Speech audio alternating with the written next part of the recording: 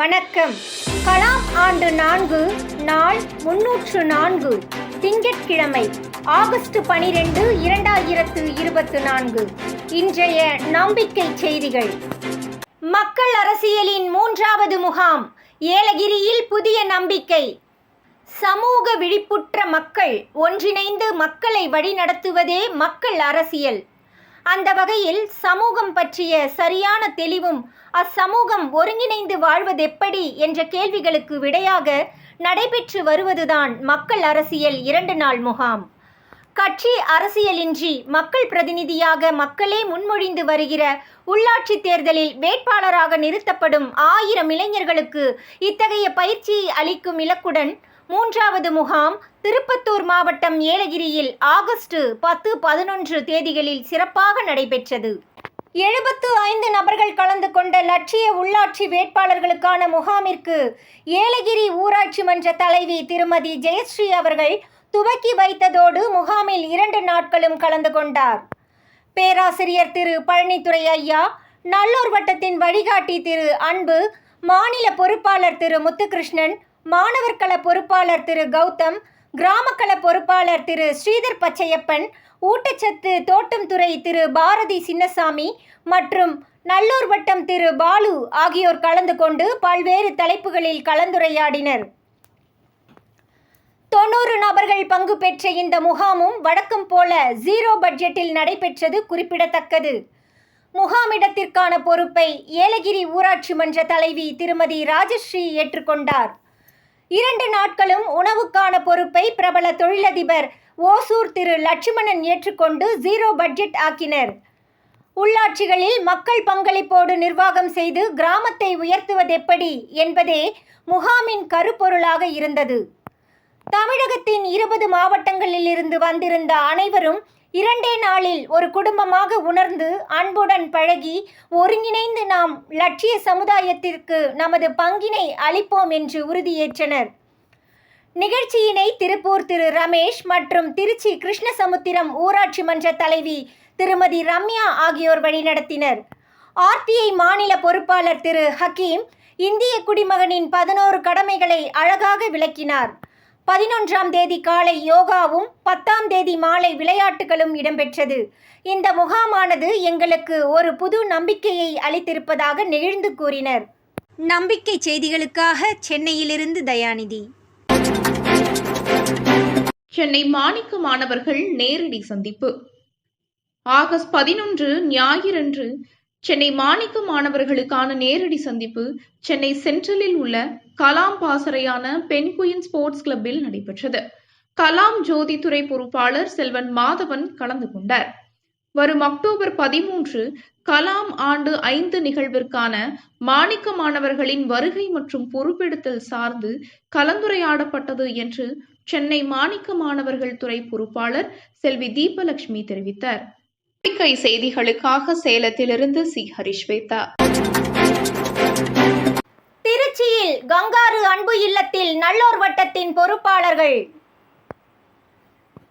திருச்சியில் ஆகஸ்ட் 10 அன்று கங்காரு முதியோர் இல்லத்திற்கு திருச்சி அன்பு இல்லங்கள் துறைக்கு புதிதாக பொறுப்பேற்றுள்ள திருமதி சாந்தி மற்றும் நல்லூர் வட்டத்தின் பொறுப்பாளர்கள் முதல் முறையாக சென்று உணவு வழங்கி தாங்களே பரிமாறி உபசரித்துள்ளனர். தொடக்கமாக அனைவரையும் அன்புடன் வரவேற்ற கங்காரு முதியோர் இல்லத்தின் நிறுவனர் திரு ராஜா இல்லம் இயங்கும் விதம் பற்றி விளக்கி நல்லூர் வட்டத்தின் ஒத்துழைப்பிற்கு தமது மகிழ்ச்சியை தெரிவித்துக் கொண்டார் என்று நல்லூர் வட்டத்தின் திருச்சி மாவட்ட பொறுப்பாளர் திரு சங்கீத்குமார் தெரிவித்தார். நம்பிக்கை செய்திகளுக்காக சென்னையிலிருந்து தயாநிதி. கிராம சபைக்கு வெற்றிலை பாக்கு வைத்து அழைக்கும் தேவரியாம்பாக்கம் ஊராட்சி மன்ற தலைவர்.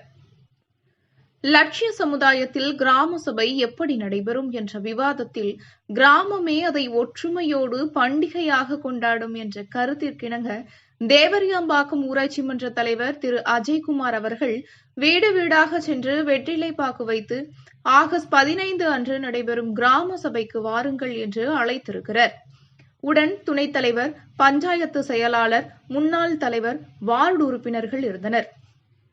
சென்ற வாரம் நடைபெற்ற மகளிர் சபை கூட்டத்தில் மகளிர் அனைவரும் புத்தாடை உடுத்தி குடும்பத்துடன் குறித்த நேரத்திற்கு முன்னதாகவே கிராம சபைக்கு செல்வோம் என தீர்மானம் நிறைவேற்றியுள்ளது குறிப்பிடத்தக்கது. 80 நபர்களின் கண்களை தானமாக பெற்று சமுதாயத்திற்கு வழங்கிய லயன் திரு Yesu Vincent Rajan. Trichy Metropolitan Lions Club சார்பாக பல்வேறு பகுதிகளில் கண் தானத்திற்கான விழிப்புணர்வு ஏற்படுத்தப்பட்டு வருகிறது. இதன் மூலம் திருச்சி சோமரசம்பேட்டை சிவன் கோவில் தெருவைச் சேர்ந்த திரு லூயிஸ் அவர்களின் கண்கள் தானமாக பெறப்பட்டுள்ளது. தமது கண்தானத்திற்கு பதிவு செய்திருந்த திரு லூயிஸ் அவர்களுக்கும் ஒத்துழைப்பு அளித்த அன்னாரது குடும்பத்தினருக்கும் நல்லூர் வட்டம் கண் மற்றும் உடல் தான பொறுப்பாளர் செல்வி ஜெயலட்சுமி பாராட்டுக்களை தெரிவித்துக் கொள்கிறார். இத்துடன் இதுவரை 80 நபர்கள் கண்தானம் செய்ய காரணமாயிருந்த லயன் திரு இயேசு வின்சென்ட் ராஜன் அவர்களுக்கு நல்லூர் வட்டத்தின் வழிகாட்டி திரு நவிலு சுப்பிரமணியம் நம்பிக்கை செய்தியின் வாயிலாக தமது பாராட்டுக்களை தெரிவித்துக் கொள்கிறார். நம்பிக்கை செய்திகளுக்காக சேலத்திலிருந்து சி. ஹரிஸ்வேதா. மனநலம் பாதிக்கப்பட்டவர்களை மனிதர்களாக்கி மதிப்பு மிக்கவர்களாகவும் ஆக்கிய தி பேனியன். பேனியன் மனநல காப்பகம் 1993 முதல் சென்னையில் தடம் பதித்து இப்பொழுது புதிதாக லால்குடி அருகில் கோவண்டாக்குறிச்சி என்ற கிராமத்தில் புதிய கிளை ஒன்று தொடங்கியுள்ளது. மனநலம் பாதிக்கப்பட்டவர்களை மனிதனாக மாற்றி மீண்டும் வீட்டில் ஒப்படைக்கும் பணியை செய்வதுடன் பெற்றோரால் மறுக்கப்பட்டவர்களின் வாழ்வாதாரம் செயல்படும் வகையில் அவர்கள் விரும்பும் பணியை அவர்களுக்கு வழங்கி வாழ்க்கை மேம்பாட்டுக்கான பணிகளையும் செய்து வருகிறார்கள். அதுபோன்றவர்களில் அமளி, ஜாக்குலின் சகோதரிகள் இருவரும் மனநலம் பாதிக்கப்பட்ட நிலையில் தற்சமயம் நன்கு குணமாகி அவர்கள் தாங்கள் வசித்த லால்குடி கோவண்டாக்குறிச்சி கிராமத்தில் அதுபோன்று பாதிக்கப்பட்ட மக்களுக்காக பணி செய்ய விரும்பி செயல்பட்டு வருகிறார்கள் என்பது குறிப்பிடத்தக்கது. அப்பகுதிகளில் மனநலம் பாதிக்கப்பட்டவர்களுக்கு மருத்துவ வசதி, ஆதார் அட்டை, அரசு நலத்திட்டங்கள் செய்து கொடுக்கிறார்கள். அது மட்டுமின்றி அவரவர் விரும்பும் வகையில் பூக்கட்டுதல், பனை ஓலை பொருட்கள் செய்தல், மோர்க்கடை, கொத்தனார், சித்தாள் பணி, ஊரக வேலைவாய்ப்பு திட்டத்தின் கீழ் பணி செய்தல் ஆகியவற்றை சுயமாக தங்களின் பணியை செய்து கொள்ளும் அளவிற்கு அவர்களுக்கு பயிற்சி அளிக்கிறார்கள்.